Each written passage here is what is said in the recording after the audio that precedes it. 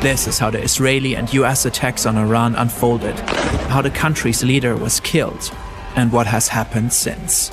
شهد شعیب گوارای شهادت را نوشیدند و به ملکوت اعلی پیوستند.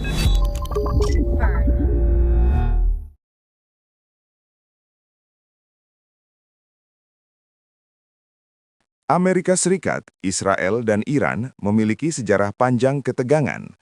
Hingga tahun 1979, Iran adalah monarki otoriter yang diperintah oleh Shah Mohammad Reza Pahlavi. Ia didukung oleh AS. Ketika rezimnya digulingkan dalam revolusi Iran, Ayatollah Ruhollah Khomeini mengambil alih kendali negara dan mendirikan Republik Islam.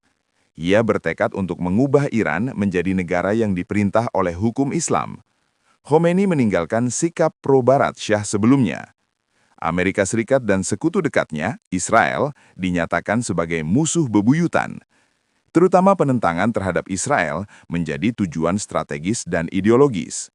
Ruhollah Khomeini meninggal pada tahun 1989 dan digantikan oleh Ali Khomeini, seorang ulama yang dengan cepat naik pangkat dan menjadi tokoh kunci dalam kepemimpinan agama di negara tersebut. Seiring waktu, Iran, Israel, dan AS berulang kali terlibat dalam konflik.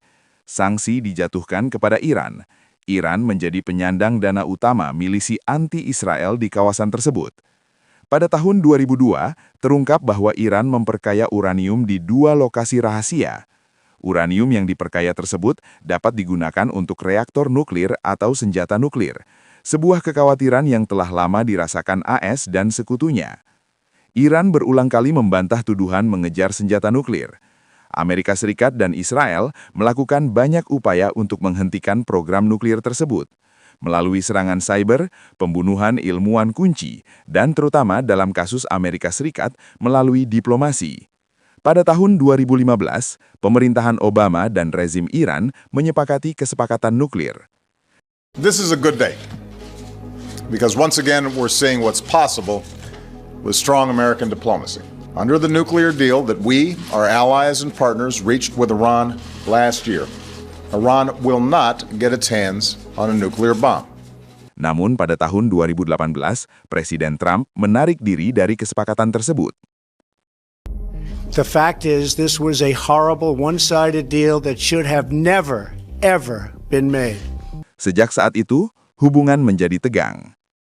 Pada tahun 2025, di tengah negosiasi baru, Israel dan Amerika Serikat melancarkan serangkaian serangan udara terhadap Iran menggunakan bom penghancur bunker, hingga mengakibatkan 3 situs nuklir Iran mengalami kerusakan parah.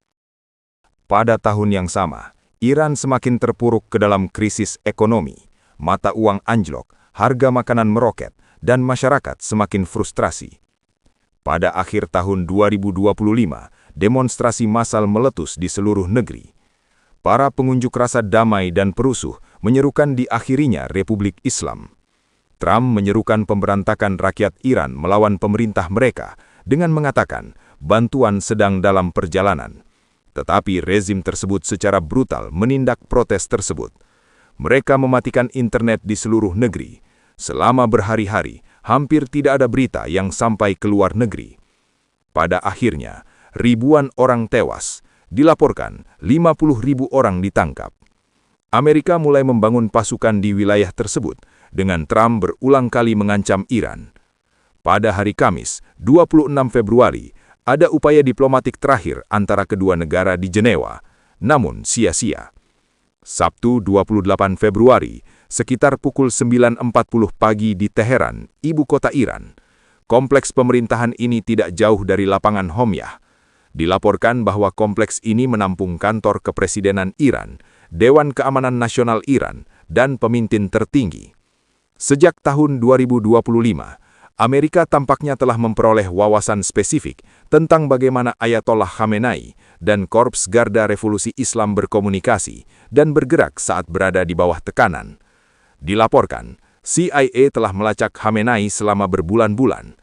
Mereka telah memetakan keberadaannya dan mempelajari pola pergerakannya. Mereka yakin dia ada di sini hari ini, dan mereka mengetahui adanya pertemuan para pejabat tinggi Iran di lokasi tersebut. AS dan Israel awalnya bermaksud untuk menyerang pada malam hari di bawah kegelapan, tetapi mereka dilaporkan mengubah waktu serangan mereka. Kesempatan ini terlalu bagus untuk dilewatkan. Tiba-tiba, rudal Israel menghantam gedung mereka. Saat benturan, beberapa pejabat keamanan nasional berada di salah satu gedung. Pemimpin tertinggi Khamenei dilaporkan berada di gedung lainnya. Setelah itu, citra satelit menunjukkan kerusakan parah pada bangunan, asap hitam mengepul. Rekaman yang dikonfirmasi secara geografis yang direkam di sini juga menunjukkan sejumlah besar asap di area kompleks tersebut. Sebuah foto yang diambil di sini juga menunjukkan Ali Hosseini Khamenei tewas dalam serangan itu. Juga tewas Suyid Abdodaim Musawi, Kepala Staf Angkatan Bersenjata Iran, Ali Shamkhani, Kepala Dewan Pertahanan Nasional Iran, Mohammad Pakpur, Panglima Tertinggi IRGC, Aziz Nazairzadeh, Menteri Pertahanan. Menurut berita Israel, total 30 pejabat senior Iran tewas hanya dalam setengah menit dalam serangan pembuka. Operasi tersebut dihentikan dengan teriakan Roaring Lion di Israel dan kemarahan besar di Amerika. Namun, Masoud Pezeshkian, Presiden Iran, selamat.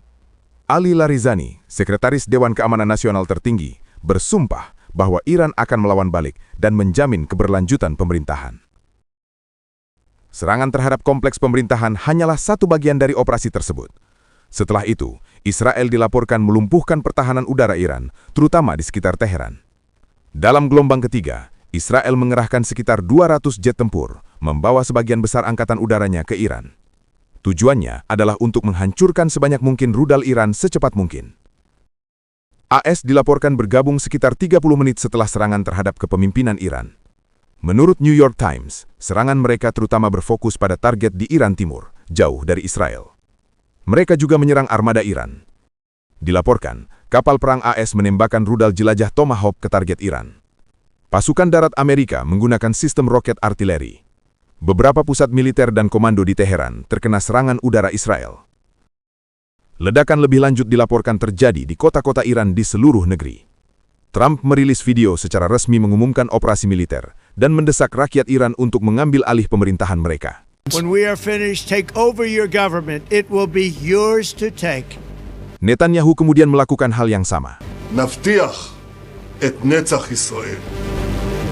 Tak lama setelah pengumuman mereka, sebuah serangan udara menghantam sekolah dasar Putri Sarayat Tayyibi di Menab, Provinsi Khomorsgan. Media dan pejabat pemerintah Iran mengklaim bahwa setidaknya 175 orang tewas, sebagian besar kemungkinan anak-anak. Angka-angka ini belum dikonfirmasi secara independen. Menurut New York Times, sekolah tersebut berdekatan dengan pangkalan laut Iran. Komando Pusat AS mengumumkan penyelidikan atas serangan tersebut.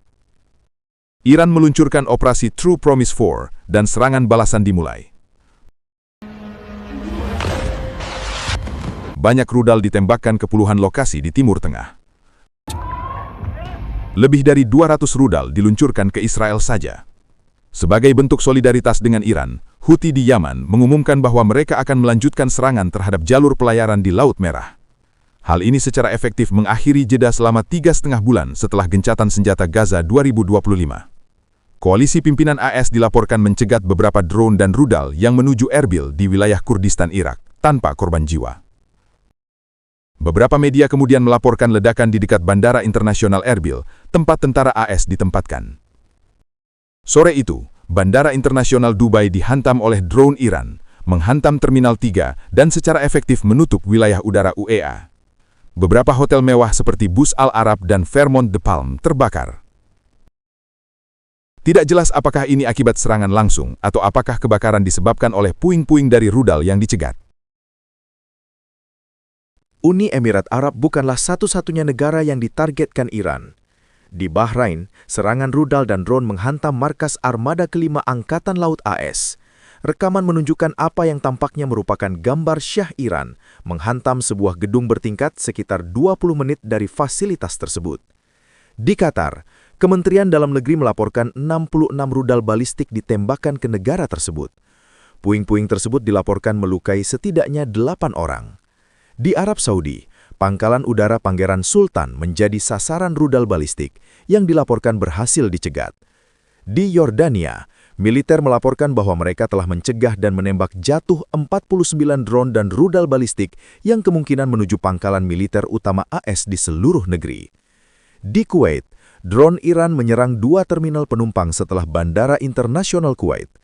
Di Suriah, puing-puing dari rudal Iran menewaskan setidaknya 4 warga sipil dan melukai beberapa lainnya. Baik Qatar maupun Arab Saudi mengumumkan bahwa mereka berhak untuk membalas. Liga Arab mengutuk serangan Iran.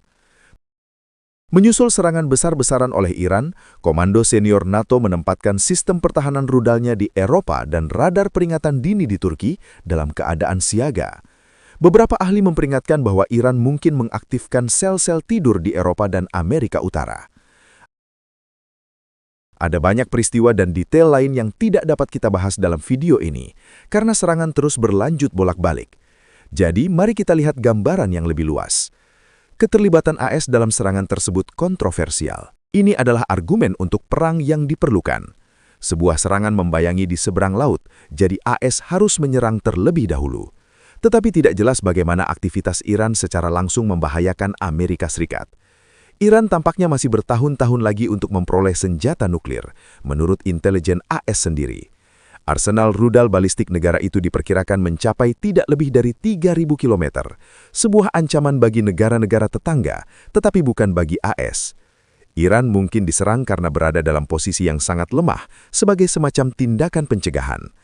Hal ini mungkin menjadikan perang ini sebagai perang pilihan, bukan perang karena kebutuhan. Menurut hukum internasional, perang pilihan akan ilegal. Ada juga diskusi apakah serangan itu melanggar konstitusi AS. Trump memulai perang tanpa persetujuan Kongres. Di seluruh AS dan sebagian dunia, protes meletus. Sebagian menentang rezim Iran, sebagian menentang keterlibatan Amerika dalam perang tersebut. Harga minyak telah naik tajam. Para ahli memperingatkan akan adanya krisis energi global yang akan datang karena penutupan Selat Hormuz. Di Iran, ada orang-orang merayakan kematian Ayatollah Khamenei. Yang lain berduka. Saat ini, masih belum jelas siapa yang akan menggantikannya. Untuk saat ini, rezim telah membentuk pemerintahan sementara. Rezim tersebut tampaknya bertekad untuk membalas dendam dan terus menyerang pangkalan Israel dan AS. Jumlah pasti korban jiwa sulit ditentukan saat ini. Menurut militer AS, sejauh ini, 3 tentara Amerika telah tewas dan 5 lainnya luka parah. Menurut Al Jazeera, 10 orang tewas di Israel, 3 di UEA, 1 di Bahrain, 1 di Kuwait, 13 di Lebanon, dan 2 di Irak. Bulan Sabit Merah Iran melaporkan bahwa sejak serangan tersebut, setidaknya 555 orang telah tewas dan ratusan lainnya luka-luka. Menurut Times of Israel, angka-angka ini tidak membedakan antara militer dan warga sipil. Situasi kemungkinan akan semakin memburuk dalam beberapa hari mendatang.